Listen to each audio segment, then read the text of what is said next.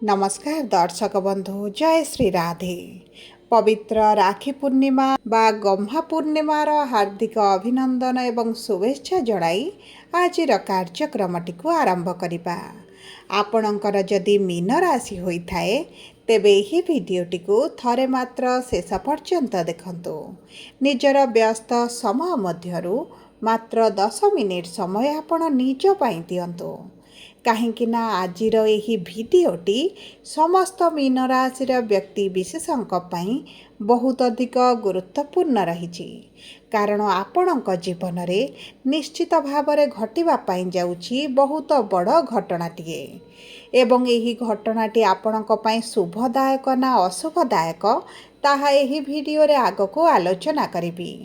देखंतु ओडिया पांजी अनुसारे अगस्ट मास 28 तारिख दिन राखी पूर्णिमा बा गम्हा पूर्णिमा दिन देवगुरु बृहस्पति समेत 4टी शुभ ग्रह करुछंती राशि परिवर्तन।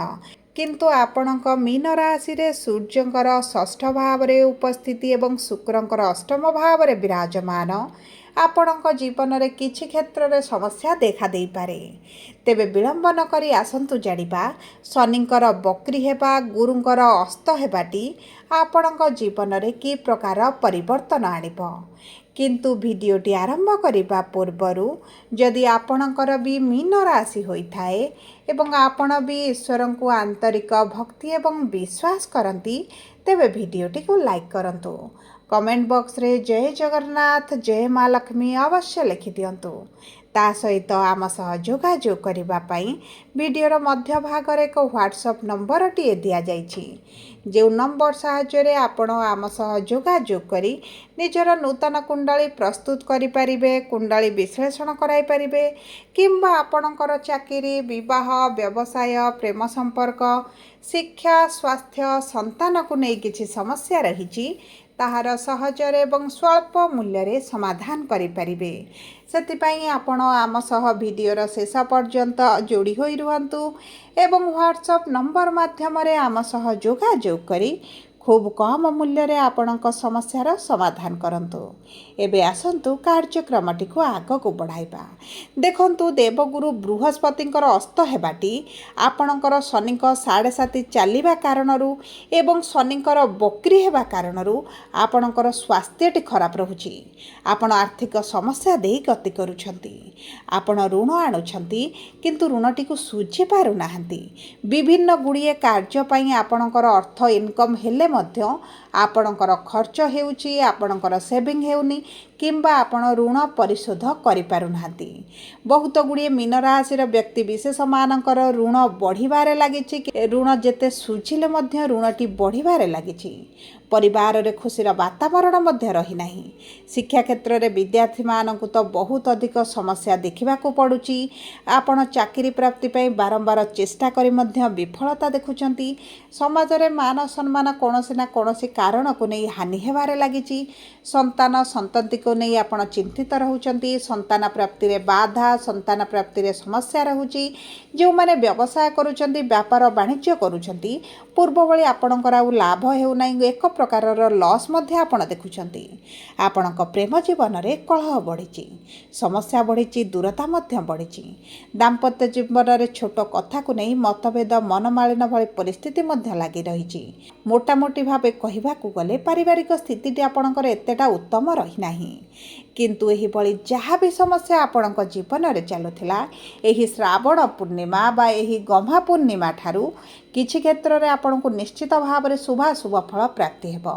तेबे सर्वप्रथमे जानिबा पूर्व भाद्रपद मीन 25/12 मीन राशिर व्यक्ति विशेष मानकर देवगुरु बृहस्पति हेउछंती नक्षत्राधिपति एवं विराजमान करिछंती आपणक राशिर पंचम भाव रे। जेहेतु देवगुरु बृहस्पति अस्त थिले आपणक शिक्षा क्षेत्र रे समस्या सहित संतान प्राप्ति रे मध्य समस्याटी बढ़ी जाइतिला। किंतु मीन राशिर व्यक्ति विशेष मानक पई दीर्घ 12 वर्ष पर सबुठारु उत्तम समय आसीची संतान प्राप्ति रे। जदि पूर्वरु आपणकर संतान कन्सीव हेउ नथिला संतान प्राप्ति रे बाधा विघ्न देखुछंती विभिन्न प्रकार चेष्टा पर मध्य विफलता रहिची आपणक भाग्य साथ न देला भली अनुभव करूछंती तेबे चिंतार कोनोसी आवश्यकता नाही। आपणकु संतान प्राप्ति हेबो संतान सुख लाभ करिवे संतानक क्यारियर रे ग्रोथ आसीबो ଆପଣ ବୁଦ୍ଧି ବିବେକର ସହିତ କାର୍ଯ୍ୟ କରିବା ଆରମ୍ଭ କରିବେ। କର୍ମକ୍ଷେତ୍ରରେ ଚତୁରତାର ସହିତ ଉପରକୁ ଉନ୍ନତି କରିବା ଆରମ୍ଭ କରିବେ। ଏବଂ ଦେଖନ୍ତୁ ଦେବଗୁରୁ ବୃହସ୍ପତିଙ୍କର ପଞ୍ଚମ ଦୃଷ୍ଟି ଆପଣଙ୍କ ଭାଗ୍ୟର ଭାବରେ ରହୁଛି। ପୂର୍ବରୁ ଯେଉଁ ଭାଗ୍ୟ ସାଥ ଦେଉନଥିଲା, ଯେକୌଣସି କାର୍ଯ୍ୟ କଲେ ଆପଣଙ୍କ ଭାଗ୍ୟ ଅଧାରେ ଅଟକି ଯାଉଥିଲା, କୌଣସି ବ୍ୟକ୍ତିଙ୍କର ସାଥ ମିଳୁନାହିଁ, ତେବେ ଆପଣଙ୍କୁ ବର୍ତ୍ତମାନ ସମୟଟି ନିଶ୍ଚିତ ଭାବରେ ପଲଟାଇ ଦେବ। ବହୁତ ଗୁଡ଼ିଏ ଲୋକ ଆପଣଙ୍କ ସହିତ ମିତ୍ରତା କରିବେ, ସମ୍ପର୍କ ବଢ଼ାଇବେ, ବନ୍ଧୁତା ଆରମ୍ଭ କରିବେ ଏବଂ ଆପଣ ଭାଗ୍ୟ ଭରସାରେ ଯେକୌଣସି କାର୍ଯ୍ୟ କରିବେ ଆପଣଙ୍କ ଭାଗ୍ୟ ସାଥ ଦେବ। ଯଦି ଆପଣଙ୍କ କୁଣ୍ଡଳୀରେ ଦେବଗୁରୁ ବୃହସ୍ପତି ଉତ୍ତମ ସ୍ଥିତିରେ ଅଛନ୍ତି, ତେବେ ଜାଣନ୍ତୁ ମାଟି ଛୁଇଁଲେ ସୁନା ମଧ୍ୟ ହୋଇଯିବ। ଏବଂ ଦେଖନ୍ତୁ ଶନି ଯେହେତୁ ବକ୍ରି ହୋଇଛନ୍ତି, ଆପଣଙ୍କର ମାନସିକ ଦୁଶ୍ଚିନ୍ତା ରହୁଛି। ବହୁତ ଗୁଡ଼ିଏ କଥାକୁ ନେଇ ଆପଣ ଟେନସନ୍ ରହୁଛନ୍ତି। ଯେକୌଣସି କାର୍ଯ୍ୟ ହେଉ, ଯେକୌଣସି ପରିସ୍ଥିତିକୁ ନେଇ ଆପଣ ବହୁତ ଅଧିକ ଷ୍ଟ୍ରେସ୍ରେ ରହୁଛନ୍ତି, ତେବେ ଆପଣଙ୍କର ଚିନ୍ତାର କୌଣସି ଆବଶ୍ୟକତା ନାହିଁ। ଯେହେତୁ ଦେବଗୁରୁ ବୃହସ୍ପତି ଆପଣଙ୍କର ରସ୍ୟାଧିପତି ଏବଂ ନକ୍ଷତ୍ର ଅଧିପତି, ଆପଣଙ୍କର ଏହି ସମୟଟି ଆପଣଙ୍କ ଆଗାମୀ ଭବିଷ୍ୟତକୁ ଉଜ୍ଜଳମୟ କରିବା ପାଇଁ ଯାଉଛି ଏବଂ କିଛି ଜୀବନର ବାଧା ବିଘ୍ନକୁ ମଧ୍ୟ ହଟାଇବା ପାଇଁ ଯାଉଛି। ଏବଂ ଦେବଗୁରୁ ବୃହସ୍ପତି ଯେହେତୁ ଆପଣଙ୍କର ଦଶମାଧିପତି, ନୂତନ ଚାକିରିର ଯଦି ସନ୍ଧାନରେ ରହିଛନ୍ତି କିମ୍ବା ଚାକିରି ପ୍ରାପ୍ତି ପାଇଁ ଚେଷ୍ଟା କରୁଛନ୍ତି, ତେବେ ଆପଣଙ୍କୁ ଉତ୍ତମ ଫଳ ପ୍ରାପ୍ତି ହେବ।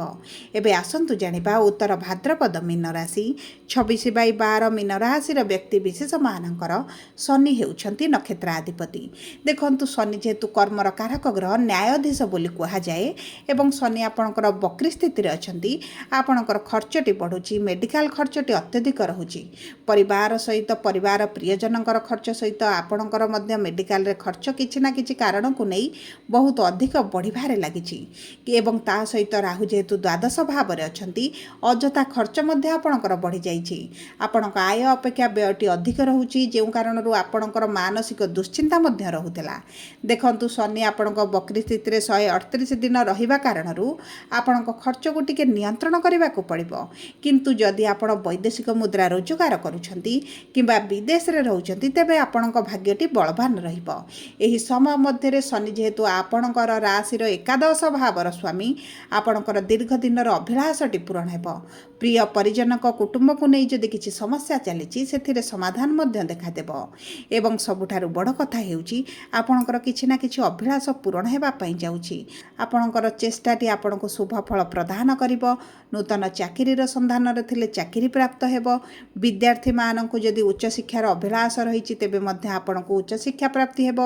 ଏବଂ ଦେଖନ୍ତୁ ଯଦି ଆପଣ ବ୍ୟବସାୟୀ ଅଛନ୍ତି, ବ୍ୟବସାୟରେ ମାନ୍ଦା ପରିସ୍ଥିତି ଦେଖୁଛନ୍ତି, ଏକ ପ୍ରକାର ଲସ୍ ଭଳି ପରିସ୍ଥିତି ଚାଲିଛି, ତେବେ ମଧ୍ୟ ଆପଣଙ୍କର ଚିନ୍ତାର କୌଣସି ଆବଶ୍ୟକତା ନାହିଁ। ଆଗାମୀ ଦିନଗୁଡ଼ିକ ଆପଣଙ୍କୁ ଅତ୍ୟନ୍ତ ଉତ୍ତମ ଫଳ ପ୍ରଦାନ କରିବ। ଏବଂ ତା ସହିତ ଦେବଗୁରୁ ବୃହସ୍ପତି ଯେହେତୁ ଆପଣଙ୍କ ରସ୍ୟାଧିପତି ଏବଂ ପଞ୍ଚମ ଭାବ ଧର୍ମ ତ୍ରିକୋଣରେ ରହିଛନ୍ତି, ଆପଣଙ୍କର ବହୁତ ଗୁଡ଼ିଏ କ୍ଷେତ୍ରରେ ଭାଗ୍ୟ ବଳବାନ ରହିବ, ଭାଗ୍ୟ ସାଥ ଦେବ।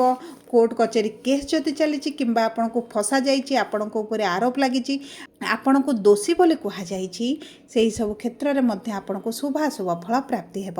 ଏବେ ଆସନ୍ତୁ ଜାଣିବା ରେବତୀ ମୀନ ରାଶି 27/12 ମୀନ ରାଶିର ବ୍ୟକ୍ତି ବିଶେଷମାନଙ୍କର ବୁଧ ହେଉଛନ୍ତି ନକ୍ଷତ୍ରାଧିପତି, ବିରାଜମାନ କରିଛନ୍ତି ପଞ୍ଚମ ଭାବରେ।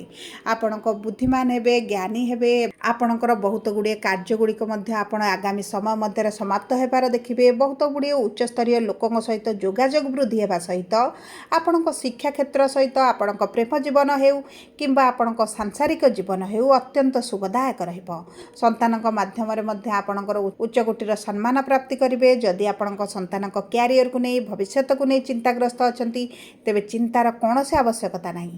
ଆପଣଙ୍କ ରୋଗ ପ୍ରତିରୋଧକ ଶକ୍ତିରେ ବୃଦ୍ଧି ଘଟିବ। ସୂର୍ଯ୍ୟ ଚନ୍ଦ୍ରମାଙ୍କଠାରୁ ଷଷ୍ଠ ଭାବରେ ରହିଲେ ଆପଣଙ୍କୁ ଉତ୍ତମ ଫଳ ପ୍ରଦାନ କରିଥାନ୍ତି। ଆପଣଙ୍କର ଏହି ସମୟ ମଧ୍ୟରେ ଶତ୍ରୁମାନେ ଦୂରତା ବନାଇବେ। ଯଦି ଆପଣ ଲୋନ୍ ପାଇଁ ଆପ୍ଲାଏ କରିଛନ୍ତି, ଆପଣଙ୍କୁ ଲୋନ୍ ମଧ୍ୟ ପ୍ରାପ୍ତ ହୋଇଯିବ। ଏବଂ ଦେଖନ୍ତୁ ଏହି ସମୟ ମଧ୍ୟରେ ଆପଣ ଯଦି ପ୍ରେମ ସମ୍ପର୍କରେ ଅଛନ୍ତି, ପ୍ରେମ ବିବାହ କରିବା ପାଇଁ ଚାହୁଁଛନ୍ତି, ତେବେ ମଧ୍ୟ ପରିବାର ଲୋକଙ୍କ ସହମତି କ୍ରମେ ଆପଣ ପ୍ରେମ ବିବାହ ବନ୍ଧନରେ ମଧ୍ୟ ବାନ୍ଧି ହୋଇଯିବେ। ଯଦି ଆପଣ ଆଇଟି ସେକ୍ଟର ଏଆଇ ଫିଲ୍ଡରେ ଅଛନ୍ତି, ତେବେ ମଧ୍ୟ କ୍ୟାରିୟରରେ ଆପଣଙ୍କୁ ସଫଳତା ପ୍ରାପ୍ତି ହେବ। ଜମି, ଭୂମି, ଯାନବାହନ କ୍ରୟ କରିବା ପାଇଁ ଆପଣଙ୍କ ପାଇଁ ଅତ୍ୟନ୍ତ ଶୁଭଦାୟକ ସମୟ ରହିଛି। ଚାକିରିରେ ଯଦି ଆପଣଙ୍କର ପ୍ରମୋସନ୍ ଟ୍ରାନ୍ସଫରରେ ବାଧା ଆସୁଥିଲା, ତେବେ ଆପଣଙ୍କର ଏହି ସମସ୍ୟାଟି ରାକ୍ଷୀ ପୂର୍ଣ୍ଣିମା ପରଠାରୁ ଶେଷ ହେବା ପାଇଁ ଯାଉଛି। ଆପଣଙ୍କର ଭାଗ୍ୟ ଭାଗ୍ୟାଧିପତି ମଙ୍ଗଳ ଚତୁର୍ଥ ଭାବରେ କେନ୍ଦ୍ରସ୍ଥ ହୋଇଥିବାରୁ ଆପଣଙ୍କର ସୁଖ ସୁବିଧା ଭୋଗ ବିଳାସରେ ବୃଦ୍ଧି ଘଟିବ। ପରିବାର ମଧ୍ୟରେ ଶାନ୍ତି ଅନୁଭବ ମଧ୍ୟ କରିବେ। ପ୍ରିୟ ପରିଜନଙ୍କର ସମ୍ପୂର୍ଣ୍ଣ ସହଯୋଗ ପ୍ରାପ୍ତି କରିବେ। ପିତାଙ୍କର ସାହାଯ୍ୟ ପ୍ରାପ୍ତି କରିବେ। ସପୋର୍ଟ ମଧ୍ୟ ପାଇବେ। ମାଙ୍କ ସ୍ୱାସ୍ଥ୍ୟରେ ଯେଉଁ ସମସ୍ୟା ଥିଲା, ମାଙ୍କୁ ନେଇ ଯଦି ଆପଣ ଚିନ୍ତିତ ରହିଥିଲେ, ତେବେ ସେହି ଚିନ୍ତାଗୁଡ଼ିକ ମଧ୍ୟ ଆପଣଙ୍କର ଦୂର ହୋଇଯିବ। ସବୁ ପରେ ଅଶୁଭତ୍ୱକୁ ଦୂର କରି ଶୁଭାଶୁଭ ଫଳ ପ୍ରାପ୍ତି କରିବା ପାଇଁ ପ୍ରତ୍ୟେକ ଦିନ ଦେବଗୁରୁ ବୃହସ୍ପତିଙ୍କର ବୀଜ ମନ୍ତ୍ର 108 ଥର ପାଠ କରନ୍ତୁ। କାଉମାନଙ୍କୁ କିଛିଟା ଖାଇବା ପାଇଁ ଦିଅନ୍ତୁ। ହନୁମାନ ଚାଳିସା ପାଠ କରନ୍ତୁ। ମଙ୍ଗଳବାର ଏବଂ ଶନିବାର ଦିନ ହନୁମାନଙ୍କ ମନ୍ଦିରରେ ପୂଜା କରନ୍ତୁ କିମ୍ବା ଶନିବାର ଦିନ ଶନିଙ୍କ ମନ୍ଦିରରେ ସୋରିଷ ତେଲର ଦୀପଟିଏ ଅର୍ପଣ କରନ୍ତୁ। ଛୋଟ ପକ୍ଷୀମାନଙ୍କୁ କିଛି ଖାଦ୍ୟ ଦେବା ସହିତ ଚେଷ୍ଟା କରନ୍ତୁ ପ୍ରଭୁ ଗଣେଶଙ୍କ ପାଖରେ ପ୍ରତ୍ୟେକ ବୁଧବାର ଦିନ ଦୁବ ଘାସ ଏବଂ ଲଡ଼ୁ ଅର୍ପଣ କରିବା ପାଇଁ। ଆପଣଙ୍କ ପାଇଁ ଉତ୍ତମ ରହିବ। ଯଦି ଆପଣଙ୍କର ମୀନ ରାଶି ହୋଇଥାଏ, ଭିଡ଼ିଓଟି କିଭଳି ଲାଗିଲା କମେଣ୍ଟ ବକ୍ସରେ ଲେଖି ଜଣାନ୍ତୁ। ଯଦି ଆପଣଙ୍କ ପ୍ରିୟଜନଙ୍କର ମୀନ ରାଶି ହୋଇଥାଏ, ଭିଡ଼ିଓଟି ତାଙ୍କ ସହିତ ସେୟାର କରନ୍ତୁ। ଯଦି ପ୍ରଥମ ଥର ଆମ ଚ୍ୟାନେଲକୁ ଆସିଛନ୍ତି, ଚ୍ୟାନେଲଟିକୁ ସବସ୍କ୍ରାଇବ୍ କରନ୍ତୁ। ପାଖରେ ଥିବା ବେଲ୍ ଆଇକନ୍କୁ ପ୍ରେସ୍ କରନ୍ତୁ। ଧନ୍ୟବାଦ।